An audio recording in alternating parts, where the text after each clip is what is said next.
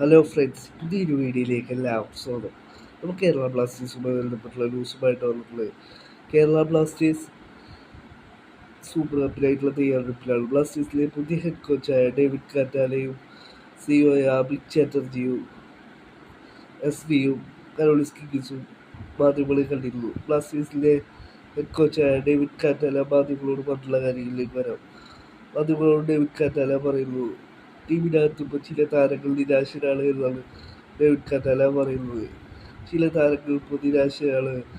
ക്ലബിൻ്റെ മോശം പെർഫോമൻസിനെ തുടർന്ന് ചില താരങ്ങൾ നിരാശരാണ്. അവരുടെ മോശം പെർഫോമൻസിനെ തുടർന്ന് നിരാശരാണ്. അവരെ മോട്ടിവേറ്റ് ചെയ്ത് കൊടുക്കുക എന്നുള്ളതാണ് തൻ്റെ ഫസ്റ്റ് ലക്ഷ്യം എന്നാണ് ഡേവിഡ് കാറ്റാല പറയുന്നത്.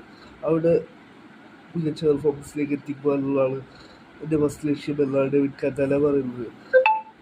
അവരിപ്പോൾ ട്രെയിനിങ്ങിൽ മികച്ച പെർഫോമൻസ് കാഴ്ചവെച്ചുകൊണ്ടിരിക്കുന്നു, ഹാർഡ് വർക്ക് ചെയ്യുന്നു എന്നാണ് ഡേവിഡ് കാറ്റാല പറയുന്നത്. തൻ്റെ ശൈലി എന്നുള്ളതാണ് ടീമിന് വേണ്ടി എല്ലാം സമർപ്പിച്ച് കളിക്കുക എന്നുള്ളതാണ്.